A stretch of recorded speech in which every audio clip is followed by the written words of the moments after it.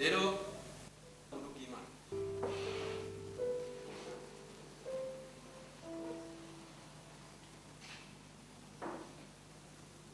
Haleluya. Haleluya. Bavuga amen abo ngaha gusa. Haleluya. Abinyuma turi kumwe. Haleluya. Ndagomba mbere ko dutangura dushima Imana kuri uyu mwanya mwiza w'ijambo, agutumira kwiyumvira ku mwanya tugiye kuba mudasanzwe yo gusangira ijambo ry'Imana. Data mu izina rya Yesu Kristo, turavuze mwami ngo niwe byose byacu, niwe mahoro yacu, niwe munezero wacu, niwe nsinzi yacu, niwe mwami ubugingo bwacu tuzokwama twirata iminsi yose, niwe mukate w'ubugingo twahawe. Mwami Yesu warakoze ko wemeye gutanga ubugingo bwawe kugira ngo ducungure, kugira ngo dukize, kugira ngo dushoboze kubaho ubuzima busagutse, ubuzima wateguriye ubugingo bwacu mwami, atari ku by'impemu gusa ariko no mu buryo bwose bw'umubiri, no mu buryo bwose bwo kumenya n'ubwenge no gutahura. Mwami kuri uyu mugoroba turi hano kuko twiteze kwakira ikintu gishasha. Mwemu yera nagushimiye ko wemeye guca bugufi, ukemera guheba kuba mu ijuru, ukemera kuza ngaha mu isi, ukemera kuhahindura siege yawe, ukemera ko ubushobozi bwawe buza gukorera muri twebwe abasa n'abana b'intege nke, ukemera kuza kubana natwe. Turaguhaye icyubahiro kuri uyu mugoroba, turaguhaye icyubahiro mwemu yera, turaguhaye icyubahiro, turaguhaye icyubahiro mwemu yera. Turagushimiye kuba muri twebwe, turagushimiye ko ndi kuri muri kino kibanza, uko baje muri twebwe kandi uri kuri twebwe kandi uri muri kino kibanza, uko ari isezerano twahawe. Mami hari byinshi tumaze kumva, hari byinshi twabayemo, ariko icyo tugomba ni kimwe, ni ukubona mwemu yera ukora ibidasanzwe mu bugingo bwacu, ko nta kindi twiteze atari gutangazwa nawe. Uri Imana y'igitangaza, niwe twiteze kubona utangaza ubugingo bwacu bijyanye n'ibyo ukora, birengeye ibyo twari tumenyereye, birengeye ibyo twari dushoboye. Mana Data mu izina rya Yesu Kristo, usengeye umuntu wese ari muri kino kibanza Mana, kugira ngo amavuta yo gutahura mwami abe kuri we mu izina rya Yesu Kristo. Data mwami dufashe mbere ivyumvigwa mu mitima yacu, Mana tubicishije bugufi kugira ngo izina rya Yesu Kristo rihabwe icubahiro. Mana turanse ivyumviro byose Mana bizana kuraba bitakwiriye kurabwa, bituzana kwiyumvira ibidakenewe, kugira ngo mwami twuguruka amaso y'impera mu gihe twumva ijambo ryawe, twuguruke tubone ibyo byose wasezeranye ubugingo bwacu, ntitubihushe Mana. Mu gihe mwami ijambo ryawe rivuga mwami haduge muri twebwe guhishurirwa ibirengeye ibyo twize muri imyaka iheze, ibirengeye ibyo twizeje, ibirengeye ibyo twize mu gitondo, ibirengeye ibyo tumenyereye Mana, ariko turagomba ngo duhishurirwe ikindi kintu gishasha, utereke muri twebwe irindi banga rishasha Mana ridutuma tunezerwa ishuri muri twebwe. Mwami mu izina rya Yesu Kristo nafashe igice cyose Mana cyo buza abantu kwinjira mu munezero wawe, cyo gituma ntegetse Satani n'abakorana bose ngo muri uyu mwanya nije mfise autorité, nije mfise contrôle muri kino kibanza, tu n'as aucun pouvoir esprit impur, cyo gituma mwami icyo cyose kidahesha izina rya Yesu Kristo icubahiro isubire ikuzimu mu izina rya Yesu Kristo. Tuduje ibendera ry'uwanesha urupfu na kuzimu, tudugisha ibendera ry'uwazutse mu bapfuye, izina ryiwe ry'ubushobozi ryo riganje muri kino kibanza, kugira ngo iby'ubwiza, iby'ubushobozi, iby'ububasha, iby'amahoro, iby'umunezero aba ari byo biganza muri kino kibanza. Ndaguhaye icubahiro Mwami mwiza, ndagushimira kugira neza kwawe, ndagushimira ubwiza bwawe buri hano. Oh haleluya. Reka turimo bivuga ngo urukundo rwawe ruri hano ko mu guhimbaza mu nyonga zawe ubwaye amaso ko turasenga n'isengesho gusa, ariko ndakubwira ngo muri uyu mwanya bene data dushobora gufata ibintu byinshi twokwiga, ariko ikiri plus important c'est sa présence. Urukundo rwawe ruri hano Mwami ko guhimbaza mu nyonga zawe, imbabazi zawe ndazakiriye Mwami, n'ubundi umufasha magorwa ubwaye amaso yawe ntukurikira indirimbo gusa, turi mu mutima wo gusenga. Muri uyu mwanya numva amavuta amanukira umuntu wese, mu gihe cyose uririmba kuri iyi ndirimbo radahiko dasandere yaone yadahira kore yadaseteshe yadahira yadasandere yaoshe. Ndavuze ngo culpabilité yose inume muri kino kibanza mu izina rya Yesu Kristo. Urubanza rwose rw'ibyaha n'intege nke ndavuze ngo rumishwe mu izina rya Yesu Kristo.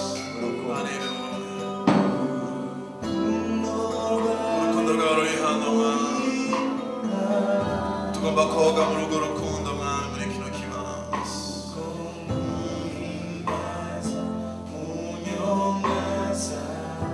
Imbabazi zawe ndazakiriye kugira ngo nyumishe icyo ari cyo cyose, ibiciro urubanza ku byo wabayemo kari mbere yuko ushika hano.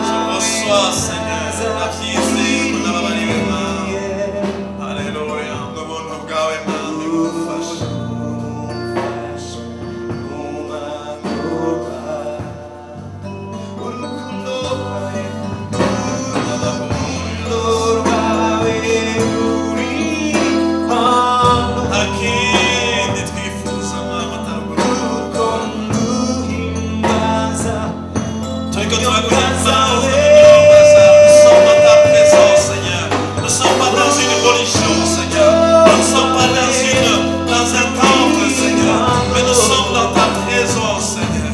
Nous sommes dans ta présence, Seigneur.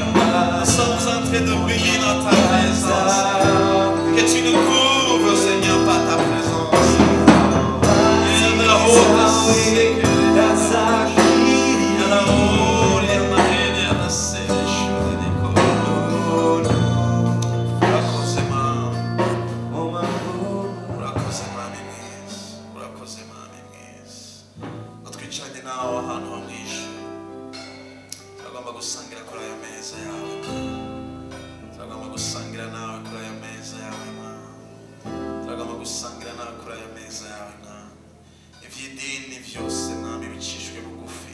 Akamenyero n'umugenzo mwami bikurweho ivy'amafilosofi n'ubwenge bisanzwe vyo muri ino si bitakaza ubushobozi ariko icuri mwami gihishurwe muri kino kibanza ta personne et ta présence Seigneur au milieu de nous mwami ko tugomba guhimbaza mu mpemu no mu kuri mwami ko tuzi kuri hagati yacu ni mu izina rya Yesu Kristo bisenze amen ko dukomera amashuri wacu.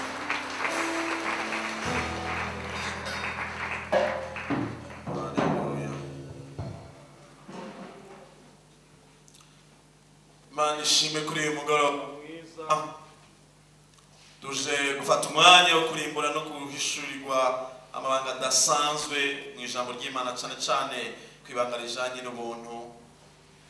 Ibanga rijanye n'ubuntu si thématique si ikintu umuntu yiga ko iruhande y'ibindi vyigwa si ikintu nk'uko umuntu yokwiga ku gusenga umuntu yokwiga ku kwizera hanyuma umuntu akiga gushikanira Imana kwiga gukorera Imana yuko duca twiga ku buntu nabwo si thématique si sujet yo kwiga. Haleluya. Kuko vyose inyigisho zose zibaho zijanye n'isezerano turimo zitegerezwa kwigishwa zihagaze mu buntu mu nyigisho y'urufatiro y'ubuntu bw'Imana. Amen. Si ikintu c'icaduka si ikintu caje kubaho si ikintu abantu batahuye bamwe gusumba abandi. Nibwo butumwa bwiza bw'isezerano rishasha ni ubutumwa bwiza bw'ubuntu bw'Imana kandi ubutumwa bwiza bw'ubuntu bw'Imana ntibwatanguye mu isezerano rishasha ntibwatanguye gusa igihe Imana ibitanguye kubihishura. Ubutumwa bwiza bw'ubuntu bwatanguye Imana ikirema ibintu byose yari kuko Imana mu biyigize ngo tuva ngo Imana n'urukundo. Imana ifise urukundo ariko Imana kandi n'urukundo. Imana kandi dusanga ubuntu si ikintu cigishwako si ubuntu si ikintu gusa abantu bavuga. Ubuntu ni Yesu Kristo wenyene no kuvuga ngo ko ari we ntango y'ibintu byose mu byabayeho kuva imbere yuko anaza kuducungura vyabayeho kubw'ubuntu bw'Imana. Amen. Ntibyaje gusa ubu two turabisubira kuvyigako ukubera ko hariho ikintu novuga ngo cabaye nka incident de parcours. Amen. Iyo Yesu Kristo ataza mw'isi iyo Adamu na Eva badakora icyaha uyu munsi twatubaye mu buntu busagutse. Haleluya. Iyo Adamu na Eva badakora icyaha ntibyari kurinda gusaba yuko haza kuza ibanga ryo gucungurwa. Ni ukuvuga ngo kuva muri vyiyumviro vy'Imana nuko abantu bose yabaremye bari kubaho mu buntu busagutse. Biradufasha cyane iyo tuvyiyumviriye ariko twumengo ni ikintu tudatahura gishasha kikuza ariko Imana bimwe mu biyigize muri kamere kumbure mwaronse umwanya ukiye kuvyiga muri iyi minsi heze ariko nuko vy'ukuri ubuntu ni Imana yonyine ni kwimeze ni muri kamere kayo nuko ari Imana y'ubuntu si ikintu caje gusa. Ego umunsi turabutara umuntu busesekaye butangaje kubera ikintu cakoretse kugira ngo dusubire tubwinjiremo kubera ko ari habaye ikintu catumye dutakaza ubwo buntu kubwicaho. Rero turi mugoroba mu gihe twiga kuri ico kintu ntugifate nka imwe mu mateme tugiye kwiga canke mu bindi bikurikirana mu gihe turimo uyu munsi ubutumwa bwose butaza bufatiye canke bwubakiye mu buntu bw'Imana buba bwarahushije bura butumwa bw'ibinyoma. Haleluya. Haleluya. Ndashima Imana rero kubwa bateguye kino gikorane. Ndashima Imana cyane ku barongozi kandi bashoboye kunyumvira nanje kugira ngo shobore gusangira namwe ibintu bikeye mu byo nshobora gutahura mu bijanye n'ubuntu cyane cyane ko byahuranye natwe mu ishengero dufise theme y'umwaka ni ubuntu bugeretse ku bundi. Niyo teme y'umwaka 2013 niko Imana yaduhishuriye ivuye mu ijambo dusanga muri Yohana mu gice cya 16 yuko Imana icyo yatwifurije kubaho n'ubuntu bugeretse ku bundi. Byananze ko ubuntu ari bwonyine burakwiye, ariko ngo hari ubuntu kandi bugeretse ku bundi. Iryo ni ijambo ry'Imana twabonye Yohana yavuze mu gice cya mbere cya Yohana. Ikigwa cy'umugoroba rero turavugana ku ibanga rivuga ngo kubw'ubuntu bw'Imana twarimuwe dukugwa mu bwami bw'umwiza twimurirwa mu bwami bw'umwana w'Imana ikunda. Haleluya. Mwavyumvise? Biciye mu buntu bw'Imana, bidaciye mu gikorwa na kimwe cy'umwana w'umuntu. Ngo Imana yonyine yaratwimuye dukura mu bwami bw'umwiza, ngo maze twimurira mu bwami bw'umwana wayo ikunda. Ni gute ibyo bintu byashobotse mu buntu bw'Imana? Reka dusome muri Kolosayi igice cya mbere. Turasoma ibice bitandukanye byo muri Kolosayi kubera ko niho hari ijambo nyamukuru twiga ko uyu munsi. Reka duhere ku murongo w'9 gushaka ku murongo w'11. D'abord tubanze dusoma aho. Colossiens premier chapitre verset 9 verset 11. Reka mwafise microphone ashaka kudufasha. Sikuma muri microphone. Kolosayi igice cya mbere umurongo w'9 uravuga ngo nicyo gituma natwe uhereye igihe twumviye tudahengeshanya kubasengera no kubasabira ngo mwuzuzwe ukumenya ivy'igomba n'ubwenge bwose no kumenya ivy'imwemu kugira ngo mugende nk'uko bibereye ab'umwami wacu mumunezereza muri byose mwami imbuto mu bikorwa byiza byose mugwizwa no kumenya Imana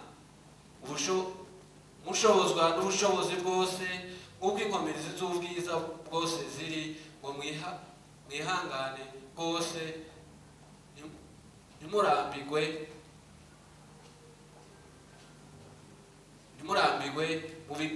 mubigiranye umunezero. Mushime Data wa twese yabashoboje kuragwa n'abera umwandu wo mu muco, yadukijije ububasha bwo mu mwiza atwimurira mu bwami bw'umwana wiwe akunda. Haleluya. Mubabare gatoye nukuri mubabare bashinga ntaye bafasha nigwaruka turi hano kuri mugoroba. Iritwe turumva ni ijambo ry'Imana. Kandi ndaziko benshi cyangwa menshi muri mwebwe muri kino kibanza murakijijwe. Nagama muve kwakira ijambo ry'Imana mu buryo bw'idini. Mwumvise amajambo. Reka gatoye mu Gifaransa bango no c'est pour cela que nous aussi depuis le jour où nous en avons été informés, nous ne cessons de prier Dieu pour vous. On est pas en déclaré comme ça. Alors ngo twumvise amakuru yuko ari mukijijwe, yuko mukunda Imana. Rero biradutera inyota yo gusenga, bidutera ishaka ryo gusenga. Twarizeje ku masengesho, batugisha ibintu byinshi ku masengesho bijyanye n'isezerano tugezemo. Paulo ntiyatangura kubasengera basabira umugisha, ntiyabasabira guhezagirwa mu buryo bumwe cyangwa ubundi, ntiyabasabira kuronka ibindi bintu ibyo byose nk'uko yasengeye abo muri Efeso mu gice cya mbere cy'Efeso. Mugiye muraraba Paulo yafise umutwaro wo gusengera abantu bakijijwe, abantu bizeye igisonga cy'ubugingo bwabo. Muri uyu murongo arabango mu gusenga kw'ibarabango ngo mu Gifaransa avuze ngo de prier pour vous. Nous demandons que vous soyez remplis de la connaissance de sa volonté en toute sagesse et intelligence spirituelle. Asaba ibintu bitatu byonyine. Ariko arasengera abantu bafise ibintu bakeneye mu buzima bwabo. Hari ibintu batarashika ko mu byo bakeneye. Ariyo kimwe bashitse ko gusoma ibindi barakijijwe. Baramaze kwizera Kristo mu kizo ubugingo bwabo. Ntiyatangura kubasabira ibindi bintu bakeneye mu buzima bwabo. Ntiyabasabira gukira ingwara. Ntiyabasabira kuroranirwa no kuronka ibyo bakeneye mu buzima bwabo bwa misi yose. Ntiyabasabira ibindi bintu bokenera kugira ngo bashobore kubaho ubuzima bwiza, ariko basabira ukumenya, la connaissance. Arabasabira ukumenya, arabasabira kugira ubwenge buva ku Mana, la sagesse. Banyuma ngo arabasabira ngo na intelligence spirituelle, ngo bashobore kugira ubwenge bwo mu buryo bw'imwemu. Pawulo aravuga ati ikibazo umuntu akijijwe agira si ibyo akeneye mu buzima bwiwe. Ikibazo umuntu akijijwe agira ni ukutagira ukumenya kose gukwiye kw'ivy'Imana yamuhaye biciye muri Kristo Yesu. Rero Pawulo arasenga, arandikira abikorosa arabwira ati ndabasengera nk'uko kwandikira abantu bari Bujumbura ya masa, abari muri kino gikorana ya masa, abantu ndafise isengesho ryanje nuko mwebwe mugira ukumenya, uko nimwamenya ibindi byose bizoba bitorewe umuti, nimwagira ubwenge buva ku Mana ibindi byose bizoba byishuwe, nimwagira guhishurirwa mukagira ubwenge bwo mu buryo bw'imwemu nta kizoba gisigaye, nta kindi muzosubira kurondera ku Mana kitazoba cavuye mu kumenya ubugombe bw'Imana ku bugingo bwanyu. Kuri iyi mugoroba nta kindi dukeneye nk'ishengero ry'Imana. Waramaze gukizwa, nta bintu materiel ukeneye bwa mbere, sivyo uri kurasaba Imana. Icyo udafise, icyo utarimo muri Kristo Yesu nuko utaramenya ivyo wahawe haciye imyaka myinshi. Arabango ndabasengera. Hanyuma nyuma yaho aratangura kuvuga rero we murongo wa 12 pour marcher d'une manière digne du Seigneur et lui être entièrement agréable, portant des fruits en toutes sortes de bonnes œuvres et croissant par la connaissance de Dieu. Alors, ni mwagira ukumenya, croissant, ni muzokura, muzuye ukumenya kose. La croissance, ugukura mu gakiza, si imyaka tumara mu gakiza. Ugukura mu gakiza si ingene dusa n'abakizwa mu nyifato yacu. Ugukura mu gakiza gufatanye no gukura mu kumenya ivy'Imana dusezeranye tukabigenderamo, ivy'Imana asezeranye ubugingo bwacu tukabigenderamo. Ikintu cyambere nagomba kwifuriza mwene data si amapratike, si imigenzo myinshi ushira mu ngiro, ariko nukurondera kumenya ivy'Imana yamaze gukora n'ivy'Imana yasezeranye. Ndakubwira kuri uyu mugoroba imbere y'uko kino gikorane kirangira, niba wafise umutima wo kuza kurondera Imana no kumenya ivy'Imana igomba, haleluya, haleluya, haleluya, ndagufitiye itangazo kuri uyu mugoroba. Muri iyi nyigisho tugiye kwiga hari ikintu gishasha, ndakwemereye hari ikintu gishasha uza kumenya, kandi niba kimenya hari ibintu byinshi wari ukenye uza gusanga bihaye ibironsi nyinshi kubwo kumenya gusa. Izo amene niba ari abanyene bavyumvise ariko naje icyo ndakuzaniye uyu munsi si ibintu materiel cyangwa ibintu kanaka ukeneye, ariko ijambo ry'Imana tubwiye ngo icyo tubuze no kumenya mu nyigisho no mu byatumye bategura iki gikorana nugira ngo uyu munsi ugire indi connaissance de plus. Najewe nigisha uyu munsi ngaha imbere yanyu nditeze ko uyu munsi nza kuva ngaha hari ikintu umenye gishasha ntarinzi ntateguye muri carnet, kuko hari muri kwarakorera muri jewe hari indi dimension za gushikana ko yo kunahuza ikintu kubwanyu na jewe ndakibonereho. Hanyuma hari ikintu cyari cyamaze igihe mu buzima bwanje nifuza kubona gitoriga umuti, kice gitoriga umuti kubwo kumenya konye. Uyu mugoroba niwagira uko kumenya konye kugahinduka ukuri ko mu mutima wawe, kugahinduka ingingo ugiye gufata mu buryo bwawe bwo kubaho. Hari ibintu byari bimaze imyaka myinshi biruhije ubugingo bwawe bidasubira gufata ububasha ku bugingo bwawe. Turabandana mu murongo wa 12 rero, umurongo wa 12 siko mbera mikrofone y'umuntu azanamfasha ko nagomba umuntu usanzwe usome gusa mu Kirundi ariko usanga ari tuverse tumwe batasobanuye neza, muze muri ihangana turageza gusoma muri izo ndimi zibiri. Nkado asubire mu murongo wa 12 abandanye gato yigushika ku murongo wa 23. Asiza kwateba cyane murahumva aroroshe. Umurongo wa 12 avuga ngo mushime data wa twese yabashoboje kuraganwa n'abera umwandu wo mu muco, yadukijije ububasha bw'umwiza, atwimurira mu bwami bw'umwana wiwe akunda. Muri uwo niho dufise gucungurwa, niko guharirwa ibyaha byacu. Niwe 15 niwe shusho y'Imana itaboneka, niwe mvura yaremwe mu byaremwe byose, kuko muri we ariho byose byaremewe, ibyo mu ijuru n'ibyo mu isi, ibiboneka n'ibitaboneka byose, n'intebe z'icubahiro, urubwami, urubukuru urububasha byose byaremwe nawe biremerwa kuba ibyiwe we yabayeho byose bitarabaho kandi muri we byose niho bifataniye niwe mutwe umubiri niwo rushengero kandi niwe tanguriro niwe mfura kuva mu bapfuye kugira ngo abe agaheta muri byose nk'uko Imana yahimbawe no kunegesereza kwayo kose kuba muri we kandi yahimbawe no kumuha kuzuza byose nayo ari ibyo mu isi ari ibyo mu ijuru izanishije impore amaraso yo ku musaraba wiwe namwe abari baratandukanijwe n'Imana kera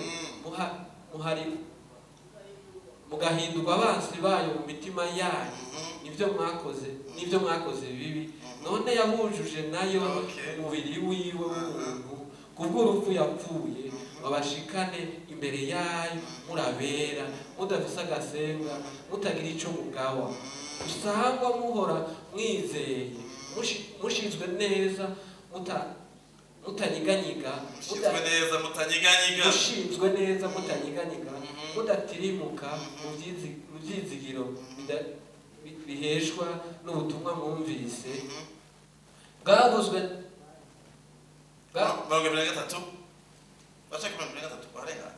Haleluya. Vraiment mbare gato duhindura programme y'umukuru mugoroba iyo mwumvise ijambo ry'Imana mwe muvuga amen. Haleluya.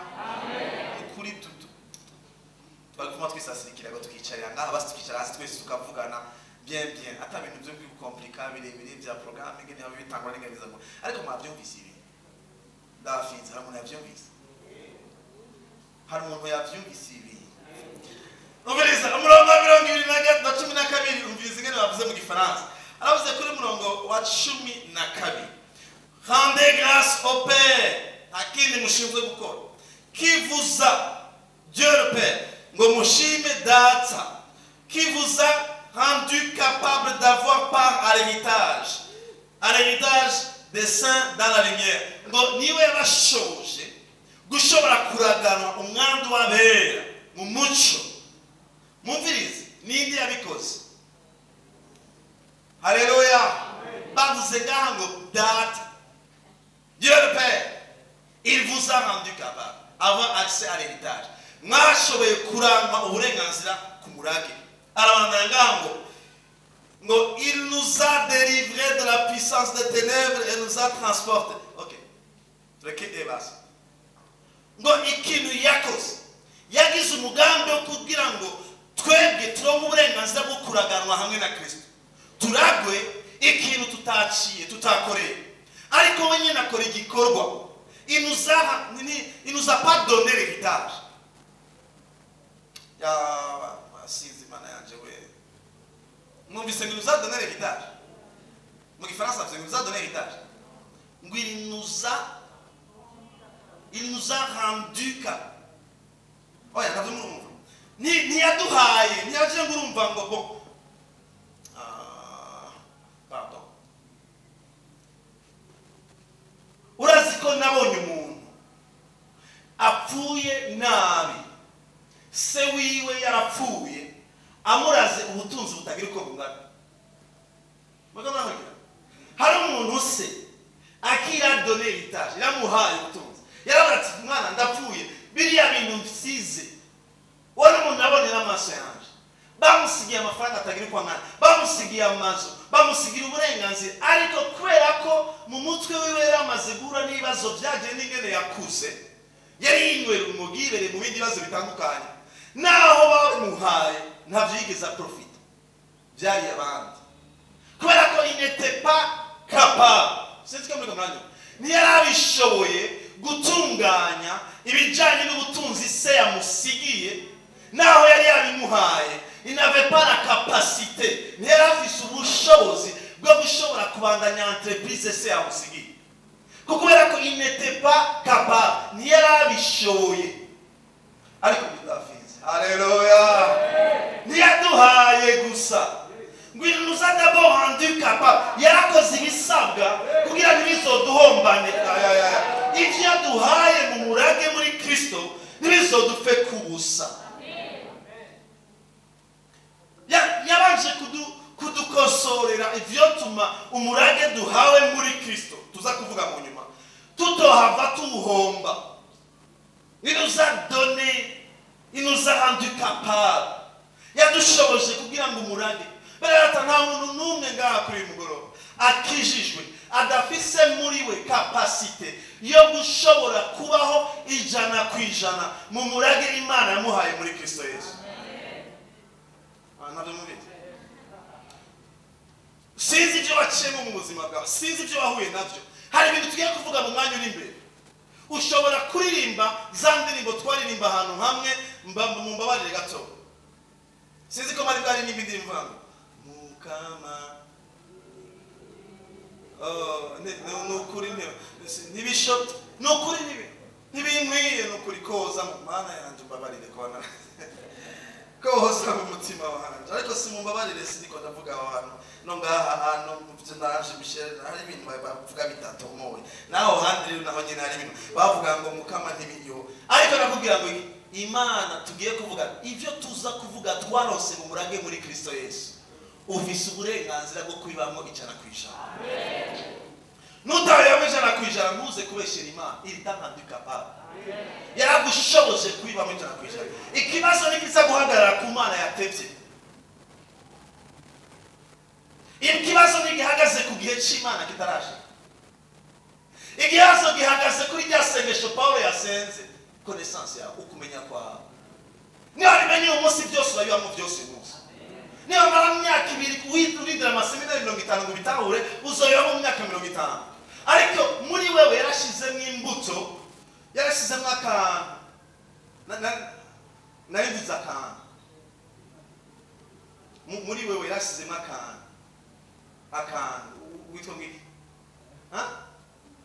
odira muri wewe yarashizemo akantu odira ibiharage bizi ibiharage byo kugira bizi urabaza ko urutse ibiharage iyo ibiharage bishize ku sahani ugiye gufungura urayumvira ko ugira uje igiti,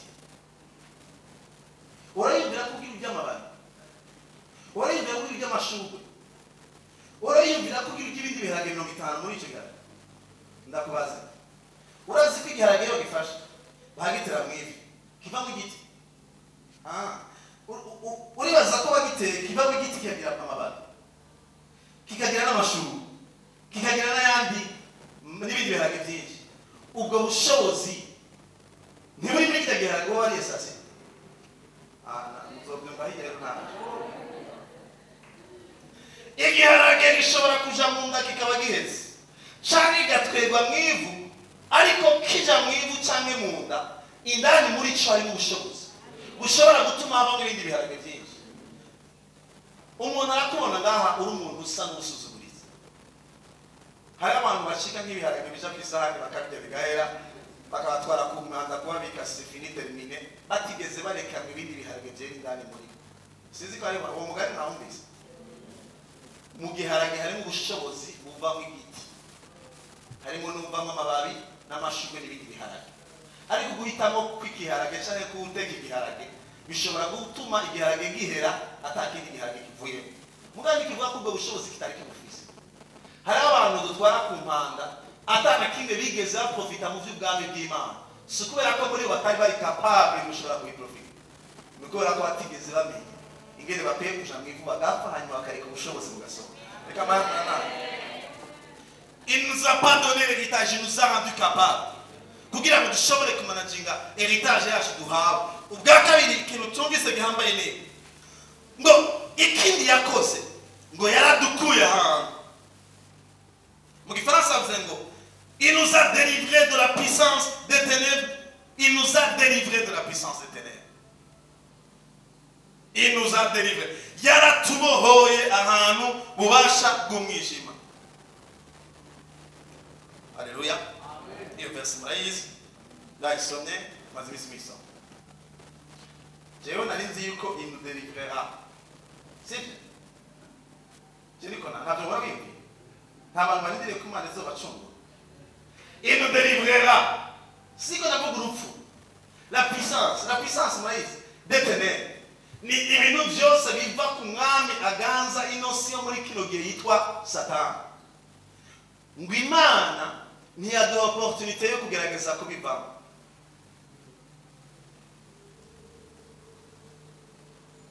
hariho umuntu ariko biraza ariko aratumva biko biradugarata basi rikatuma Paulo na Sila barababosha sivyo mwarigeze mwumva bagerageza kubivamo bagize ikizo na grâce ngo hanyuma il les a fait quoi, il les a délivrés yarababohoye ibyo byari imigozi y'ahantu kanaka nagomba kubwira ibintu byose biva kuri Satani ibyo yateje umuryango wawe ubwoko bwawe igihugu cyawe icuri cyo cyose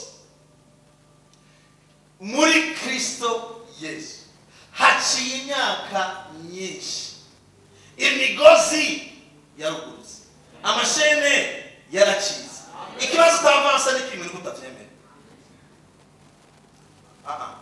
abari muri section y'abamizi waruboshe bagabishize ko meno hanyuma hakaza umuntu afise ubushobozi akayugurura akabwira ngo taha ukayirabo ukavuga ati wapikwe nuguri simvaga ngo mbigenze gute guhera ndiko menote iriko ariko yaramaze kuguruka sasa kiza kumenyesha niki nugutanga ibikoshi umunsi si by'Imana nindire kuzo kubohora nibyo utarizera ko wabohotse ko ngo hanyuma utandukugere nabinyene by'uyu munsi bimaze imisi bidogara papasi muri iyi minsi heza nibizobohoka waramaze kubibohoka ko la seule problème umaze nk'aho mugabo Yesu yasaga ubwidenge bamotera mu mazi hanyuma Yesu akamubwira ati wa mugabo urakize terura ikirago cyawe utahe agasitwegayo haleluya merci Yesu yakoze vraiment nukuri ndagukunda nukuri uriyora igitangaza yo umbwiye ijambo ryiza vraiment ubwabimejyana ndagumyajyana ntaterura ikirago cyiwe ikibazo niki kiri ko Imana itatubohoye ikibazo kiracari ko tutaremera ko yatubohoye nitwabyemera dukora igikorwa n'icyo babohotse tugisanga twarabohotse nagomba kumubwira ikintu kimwe yiwe nyene yaratubohoye ngo il nous a délivrés yaratubohoye idukura mu bwami bw'umwiza icyakurikiye ngo il nous a transportés mujye murabiga muri seri cyane namwe mbego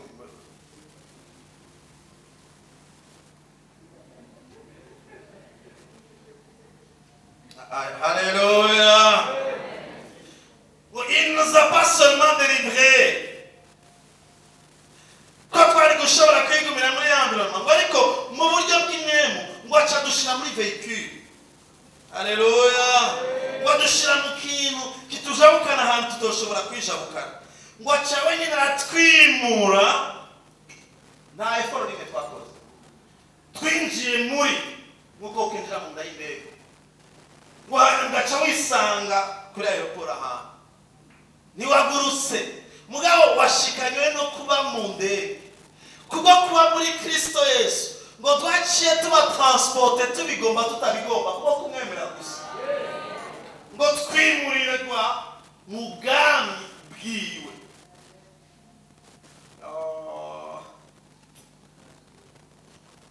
ngo il nous a lui-même transport yaratwimuye yonyene gusa iratwimura ngo itwimurire mu bwami bw'umwana wayo ikunda binaye kuvuga ko cyane ngo imaze urumva muri iyo banga ryo kutwimura hari ibintu byinshi byakoretse muri iyo banga ryo kutwimura hari ibintu byinshi byakoretse ikintu kimwe twumvise ngaha muri iyi murongo deje gusoma ngo il nous a racheté il nous a donné la rédemption yaraducunguye